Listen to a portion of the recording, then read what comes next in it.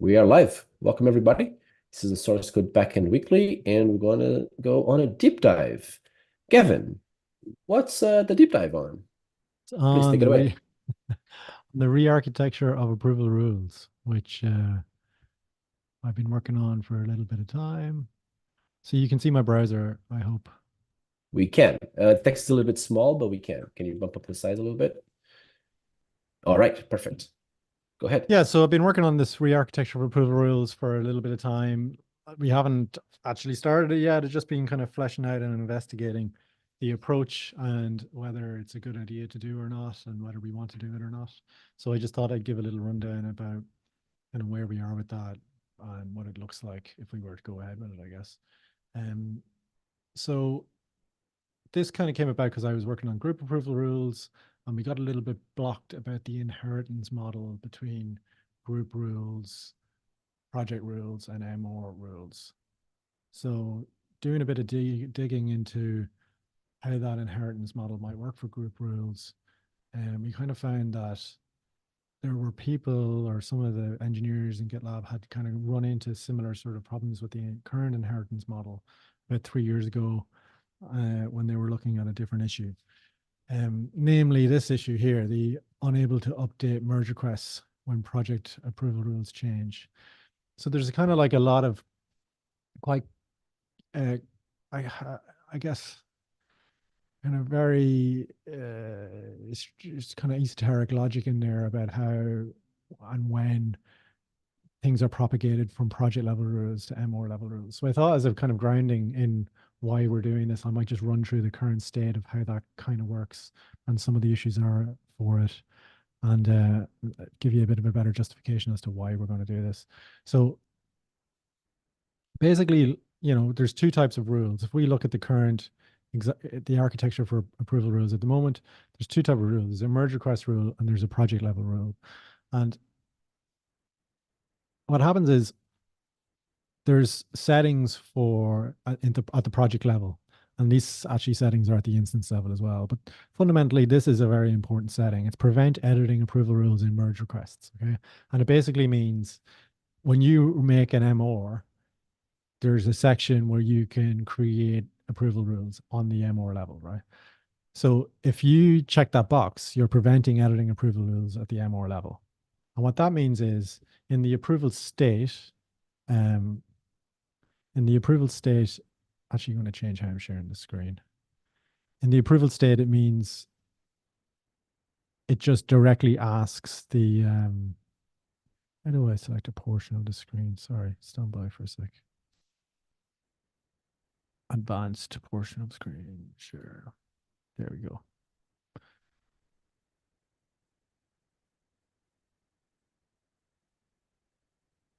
So yeah, basically we have this section here that says if an approval rule, if the section of like allow approval rules to be overridden is on, we do one thing. And if you're not allowed to overwrite them, it does another thing. So if you're not allowed to write them, it'll just go straight to the project and it'll say, project, give me visibly defined approval rules from the project level.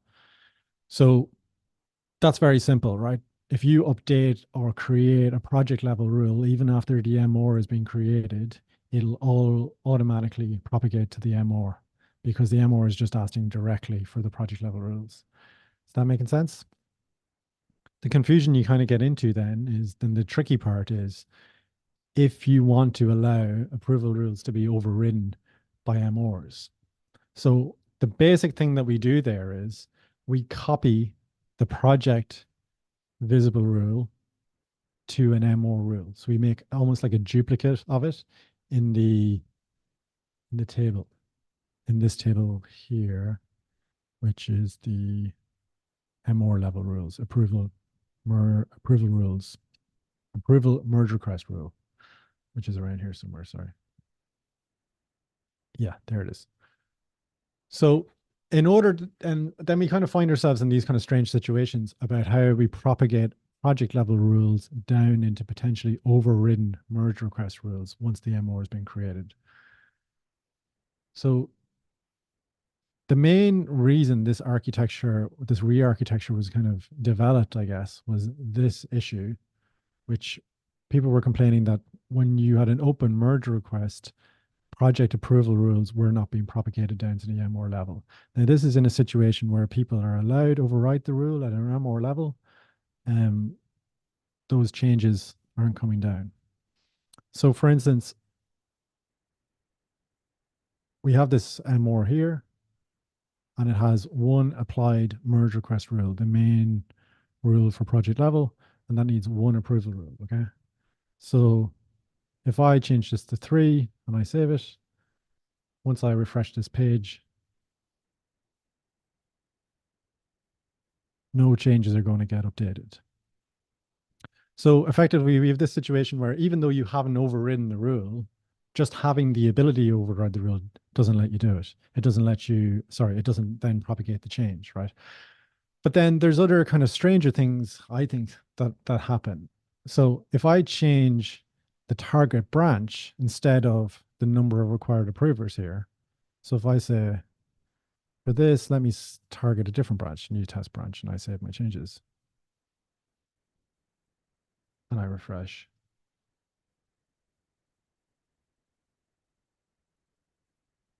That approval rule is no longer applied to the MR. So in a certain respect, you're in a situation where some of the properties of the rule get applied and some don't. So it was kind of found with the current architecture um, of changing the number of approvals or who can approve, you would have to find a project's MORs and then propagate all the rules manually in a batch job down to potentially thousands of MORs. So that was found to be by Kerry kind of too difficult to do, basically, or a very challenging engineering problem. So as well as that, there are kind of other, so that's the main problem to solve, right? How do you be able to update approvals required for rules that can be overridden but haven't been changed yet? How do you have them update in a kind of performant way?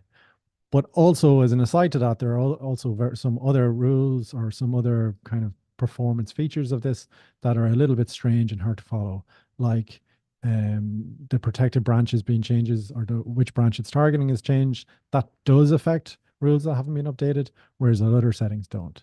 And then you also have other slight issues like this, which I'll just demonstrate very quickly. Um, so we have our target branch main. Let's put that back. And now you'll see that it's now back to requiring one approval rule, or sorry, one approval. That's fine. But we have this second approval rule, which had been created after the MR, and I target main. And I hit save. That won't get applied at all because it was created after the MR was created. So there are a number of kind of issues here around, how intuitive this is to use. But the main one that we're trying to solve is propagating these changes to open approval rules when they're already created. Another thing that happens is if I create a new rule, it won't be applied to that open MR either. Okay. So it's only rules that existed at the time. And the reason for this is how we copy down that rule. So we have our project level rule, and then we create a merge request level rule that has a parent ID to the project level rule. So it's only when you have that sort of that object that you're referring to all the time can you notice the changes in the original rule. So it's slightly hard to follow how these settings work at the moment. So the proposed solution, I guess, was by Patrick here, Patrick Bajo, and he proposed having a kind of like a single approval rule template for project level rules and MR level rules, and as you'll see in a bit, for group level rules as well. So whenever you make a project level rule, it's basically just referencing a single approval rule template. And whenever you create an MR level rule, it's also going to reference a single approval rule template. And the goal is that when you create an MR, you could just create a relation to that single template.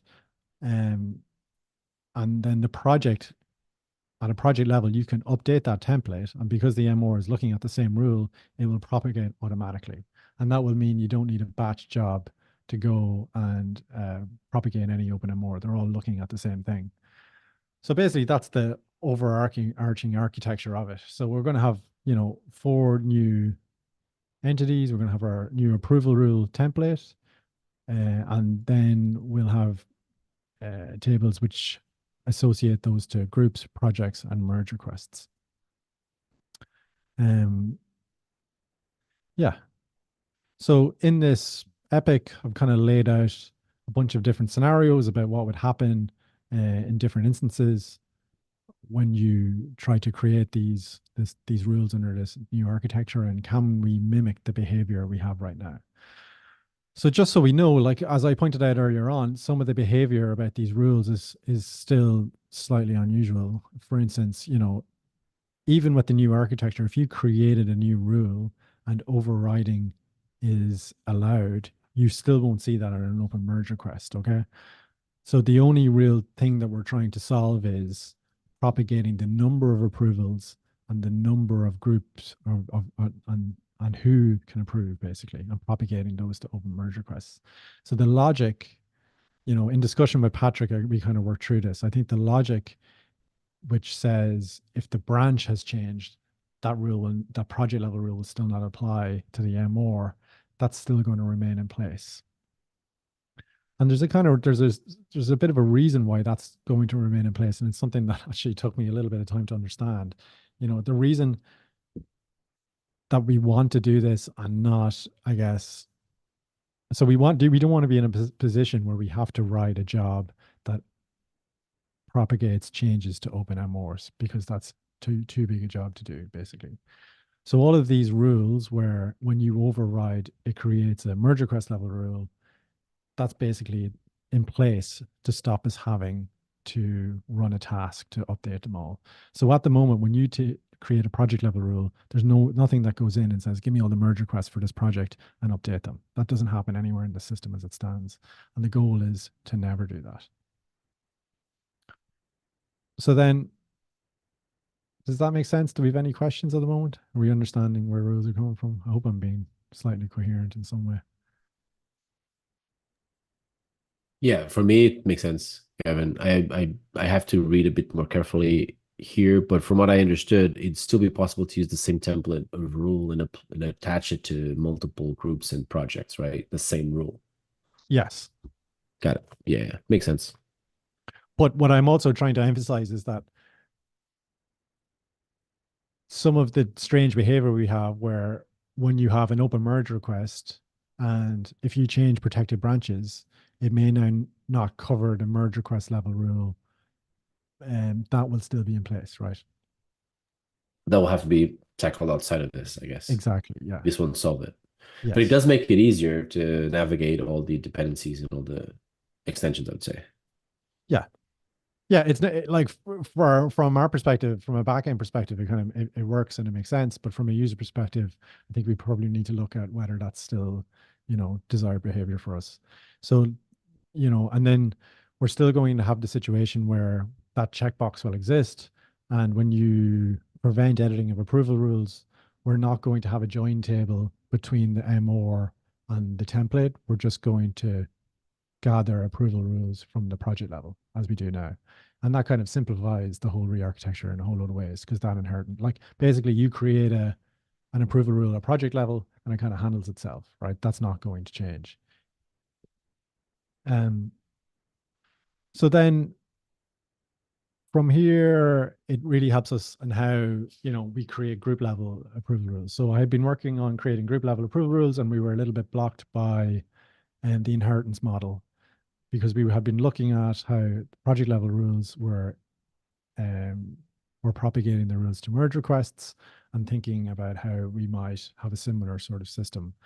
And the two model system with a parent ID was working out to be very complex for us, and how it would manage overrides, etc. So under this system, we can create group level rules um, with a template, and then we can link it to approval rule groups, and we can propagate the association down through the groups and down to the project. And then we can have our override system in place. And I was speaking to this Jerry about it yesterday. There's a couple of different ways we could do this. We could propagate the association down through every subgroup, which is the way I'm leaning at the moment. And then using like an inherit from ID, we can kind of check where that rule has been inherited from. So in the event of an override, you can, trace down who has inherited a particular rule or which relation has inherited a particular rule and modify them accordingly. And this will give you pretty good read speeds for approval rules, although the update on the creation of group level approval rules might take a little bit longer. Um, but that's in here as well.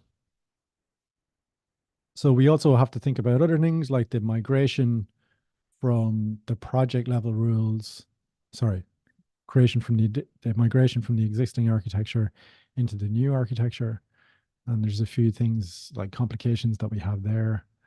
One of which is if you look at the approval rule table at the moment, um, approval, let me have a look. Gavin, sorry to interrupt. I'm gonna have to drop, but the stream will continue. Please carry on. You and Jerry ask questions as much as you want. Just take the time you need. Okay. Thank you. Yeah, I'm gonna I'm drop. nearly done. I won't go too much further, but Right. Take the time as you want. Bye. thank you.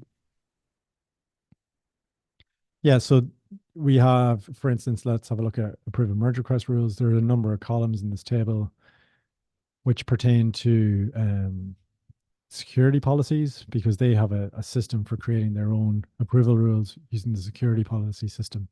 So they're potentially undergoing a refactor to move a lot of these, like scanners, security levels, vulnerability states to a separate table. So we would have a single ID here. So hopefully the complexity of this table might get a little bit easier for us if we manage to do the migration after they've done their refactor as well. Then the other thing we need to account for is for compliance. We need to make sure that we have the state of approval rules at merge time.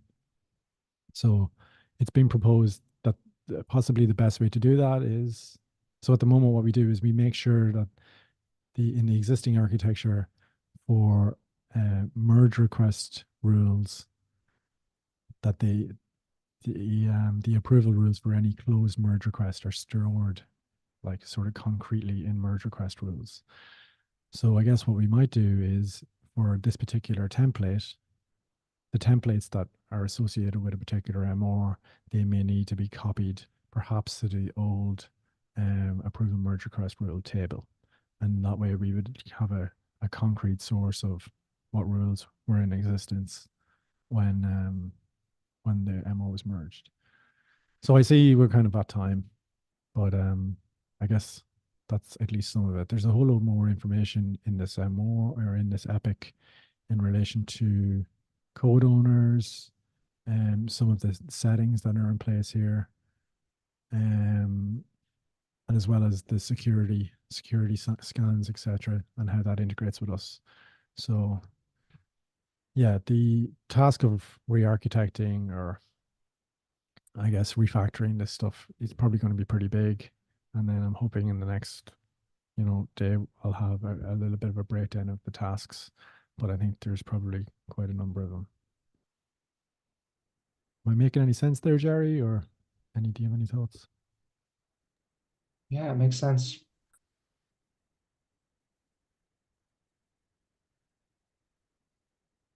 Ellie. Well, I might stop the recording then if you've no questions. No questions.